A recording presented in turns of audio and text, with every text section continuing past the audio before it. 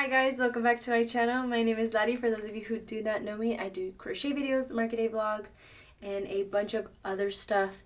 If you're new, don't forget to subscribe. Don't forget to hit the button that looks like this. We're on the road to 100,000 subscribers. We just hit 73. Thank you guys so much for everyone who continues to come back and watch my videos and just hang out and feel the vibes. I love you guys so much. I wouldn't be where I am today without you guys, and I just want you guys to know how much I am just so grateful for every single one of you. Today's video is going to be an updated Q&A.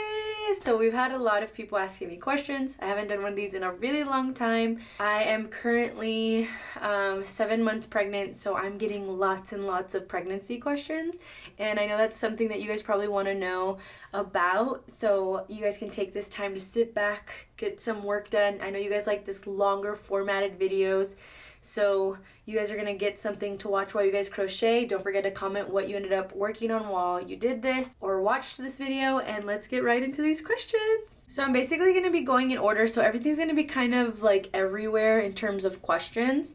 I had someone, the first one was, do you get annoyed if people try to take photos of your crochet at markets and make it themselves at home? Absolutely not. I don't own the rights to like certain plushies, you know. I get them from different pattern people. If people come up and ask me, hey, I crochet, what pattern is this? I have no problem telling them where it's from. I just don't gatekeep like that. It doesn't annoy me.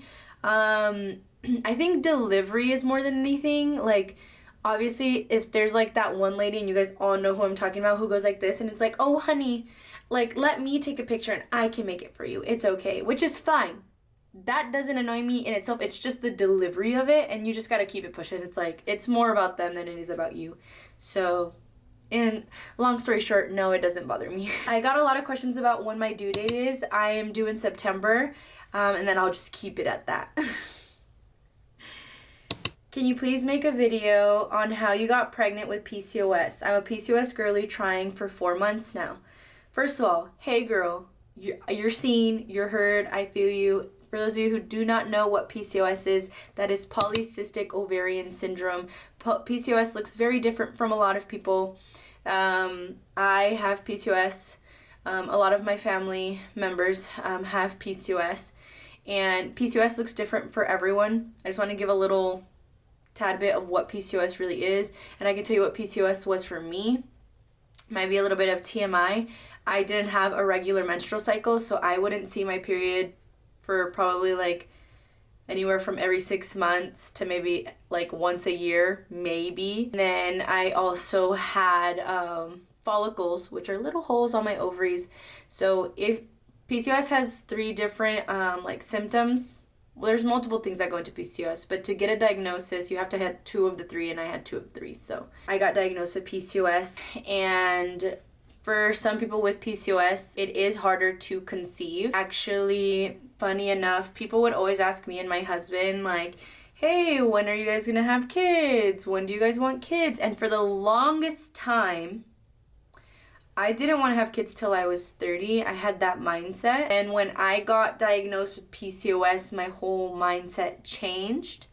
And I was like, I want to have babies. I want to have a family. I want to like live life with my husband and have a son or daughter. We're quote unquote trying, not trying for 3 years. And once we got the diagnosis, it kind of was a wake up call. This person asked me, can you please make a video on how you got pregnant with PCOS? And I'm not a medical doctor, so I genuinely can't tell you what to do to help you get pregnant. I just don't have those qualifications. I can tell you what helped me, and this might help you, this might not help you. I went out of my way to find a PCOS coach dietitian because my doctor had put me on metformin. A lot of PCOS girls know what metformin is. If you don't, I highly recommend you do your own research, but it wasn't something I wanted to do. I didn't want to do more medications. I had got off birth control because doctors had told my family that that's what was going to regulate my period. That didn't regulate my period. I was getting quote unquote periods, but those are fake periods, the ones on birth control. And all the medical commenters who are going to come at me right now, I don't give a damn. This is just what was my story, okay? So it's not that deep. Again, everyone take what I say with a grain of salt because I am not a medical person. I'm just a human being who had PCOS, and this is how I handled it. So I got on metformin for like a week, absolutely hated it, got off of it. After that, I found a PCOS dietitian. No, it was not cheap. But I said I wanted to very much feed into my life and my lifestyle and learn from it. And I had to do a bunch of changes to my life. I had to cut out dairy. I had to cut out gluten. I had to walk every day. For those of you who don't know, before I started crocheting, I had a fitness account. I was like a quote unquote, not a fitness influencer because your girl didn't make it out the trenches, but I very much was in my workout. Like I was in the best shape of my life, and out of nowhere I started gaining weight, and I was still doing the same thing. So it made no sense on why I was gaining weight, but at one point I gained like 40 pounds out of nowhere. Kind of crazy, and I was on a calorie deficit, so it made no sense, right? So then the only difference was that I had got off my birth control. So after I got off my birth control, my hormones were like, girl, what the heck? Because they were already out of the way. So I had to change my diet. I had to change the way I worked out, because guess what? With PCOS, your cortisol levels really, really matter. So what I was finding out was that the way I was working out, which I worked out high intensity, heavy weights, working hard, like literally looked like a freaking crazy person in the gym. And I loved it. I loved how it made me feel, but my body hated it. My hormones hated it. It would cause my cortisol levels to go crazy up. So I had to change my life from doing that all the time to then changing the way I ate to then just walking every day. And it was a curveball for me. That's what kind of like, I had to change my whole life. I ended up losing, I think, like 22 pounds in like 3 months. And it was just and then I was taking a lot of vitamins that were given to me by my PCOS coach. So that's why I can't like sit here and tell you how I got pregnant, because my body's different from yours. And from one PCOS girly to another, I highly, highly recommend you look into feeding yourself and like learning what fits your body. Because I healed my body with food, which I am extremely grateful, and I believe a lot of people can do. My PCOS coach, her name is Sonia. This is her TikTok. If you guys want to go check her out and tell her I sent you. I don't make any money off of it, but I know a few people that are working with her now, and they've lost weight. They've gotten their periods regulated, and you're literally just eating really good food. Like, you think like, oh, she got on a diet or whatever. No, dude, you're eating such good food. It's just different now. So yeah, so that's kind of like what helped me. I actually wasn't planning on, at least from the time I started my PCOS, like eating differently. I really wasn't expecting any difference. And then I got pregnant. So I'm very, very grateful. So for all my PCOS girlies who are told all the time, like, hey, like you can't, you're not able to, I'm sitting here telling you that you can. It is hard. I'm not going to say it's easy, because it's not. It's a mind game, and then pregnancy is a mind game, but it's beautiful. I'm so grateful. I am so, so grateful. Next question I got was, have you chosen a pediatrician already? They go quickly. Also, did you make a birth plan? No to the pediatrician. I know I should, but I haven't. If you guys are going to judge me for that, you guys can judge me for that. In terms of birth plan, I know I have certain things that I want to do and certain things that I don't want to do. But because of how the internet is, I'm genuinely not going to talk about my birth plan. Because I'm going to be honest, ever since I got pregnant, I do not like outside opinions on certain things. Like if I'm taking medications, like I do not like hearing people go like, oh, I wouldn't take that. Or someone will say, just wait until, and it's so negative. Like, being pregnant is supposed to be like one of the most beautiful things ever, and it is. It really is. And I'm sitting here telling you, like, obviously there's hardships to it, but coming from a girl who like thought she wasn't gonna have kids, and then being pregnant and living through all this, like, I am so grateful to not have sleep. I am so grateful to feel the pains I'm feeling, because I never thought my body was going to be able to do that.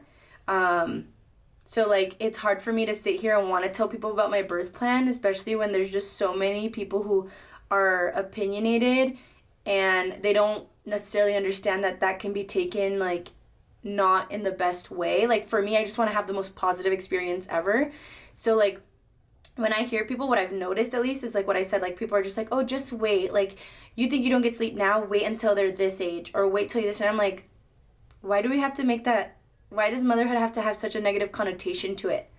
You know what I mean? Like I think people forget, like especially like, and I'm not trying to like talk this much shit, but it's like I think people forget that not everyone has the opportunity to conceive, you know, and not everyone can go through surrogacy, not everyone can go through adoption, and there's people out there who are dying for this opportunity to be a mother, and they sadly don't get that choice. And then you have these people who have like 3 or 4 kids, or 2 to 4 kids, who are like, oh my god, like, and they're just like, you know, blessed to be fertile, and there's nothing wrong with that. But at the same time, I think they forget that like someone like me, or someone like a PCOS sister over there who's having a hard time conceiving, like this is the happiest time of my life. And then you want to sit there and tell me, oh, just wait until this. Like, no, how about we change the connotation? It's like, just wait until you get to see those little feet. Like, just wait until you like wake up at night and like, yes, they're hungry, but like they only want you. You know what I mean? I don't know. That's just my personal opinion. Nothing wrong with this question, but like just in case, I don't want to like skip questions and people be like, oh, she did not answer that. Like that's the only reason why. I just feel like people's, like if you got positive shit to say to me, cool. But the minute you're being like, just wait until, let's keep that to yourself. You know what I mean? Like I'm going to learn the hardships of being a mother. And I know some people are like, oh, well, it's just to prepare you. I get it. I understand your reasoning. I was like, but this is my reasoning too. You know what I mean? Water break. Whatever row you're on, put it down. Let's take a little sip. The next one is, what yarn stores do you go to most, and what is your favorite? R.I.P. My yarn store was Joann's. It was Joann's. Joann's is dead now. She's dead. R.I.P. I know, guys, that she's going to Michael's. I get it. I got that. I know. But it was Joann's. But now I don't physically go into a shop. I just order my yarn off Premier. Premier is a yarn brand online. And I personally only use the Chanel Basics. And I love it. And it's like $3.99 a roll. They have a lot of sales all the time. My link to my shop, like to shop through my link, is in the description box below, so go check it out. I got this question a lot too. Any interesting pregnancy cravings? So my first trimester, I wanted nothing but a hot baked potato. Like you could breakfast, lunch, and dinner, and I liked baked potatoes before, but like my first trimester, I just wanted to swallow them. I don't know what it was. I wanted a baked potato non-stop. Like give me the cheese, give me the bacon, make sure that there's sour cream on there, and make sure there's extra green onions on top so that I can get that crunch. I don't know why. That was like my main one. That was like my, like, that's what I felt was interesting, because like I never really like craved stuff like that. Right now my cravings are, and I just hit my 3rd trimester, would be slushies, ices, cherry flavor in particular, and popcorn. How are you? Thank you for asking. I'm actually doing really well. I'm really happy. I am obviously going through, you know, pregnancy stuff, but overall, if I had to look at my life, I'm currently looking at a camera, talking to y'all in my office. I'm doing good. I'm very, very grateful for where I'm at, and I'm very happy. Like, I'm grateful. Thank you for asking. Someone said, how do you do your pricing? This is a question I get a lot for a bunch of different crochet items. And the way I do my pricing is I go by how long it took me, how many colors I used, was there color changing, eyes wise, were they painted or were they not painted? Because obviously you pay more for your eyes that are painted. I get mine from at the ADHD Hobbyist. That's the only person that I really get my eyes from. So this one's, what were you expecting, craving, etc., that ended up not happening? I thought I was gonna have really weird cravings. Like I thought that I was going to have, like, you know, where people talk about like weird like pickle and ice cream, or like just like a weird thing, but I haven't had any of those. Like I just genuinely like crave seafood. Like I crave shrimp. I crave like a hot potato. I crave slushies. So like it's like I crave a thing, but I don't crave like a weird combination, if that makes sense. It says, how did you decide on your baby boy's name? So funny enough, Oscar and I have had this name picked out for years, and Arlo was going to be the name of our first baby, whether it was a girl or a boy. So if we were gonna have a girl, her name was gonna be Arlo. We're having a boy and his name is Arlo. Like, I love that name. My husband loved that name. And yeah, we've just had that name picked out for a minute. And I love it. And I'm so excited. Currently, favorite pattern. My current favorite pattern would be this stitch that me and my mom just made from Per Crafted Design, just because look how cute this one was made by my mom. Look at how cute it is. I want to make the angel version of it so bad, but I don't have any pinks. Like I need to make a premiere order, but Lord knows I got a budget right now. So the next one is, what has been your most special moment during pregnancy? I think my most special moment was the first time Oscar felt my baby kick.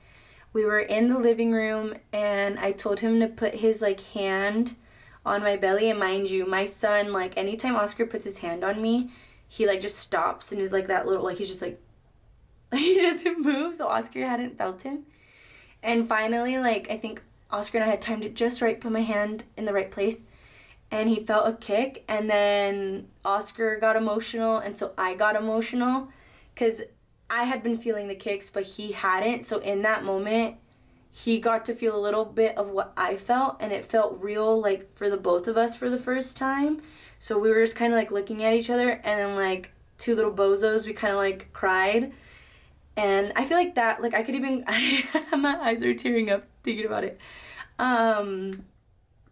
This has just been a really long thing for both of us, like, a really, like, roller coaster of emotions to get to where we are, so we're so grateful to be, like, expecting. I'm trying not to cry.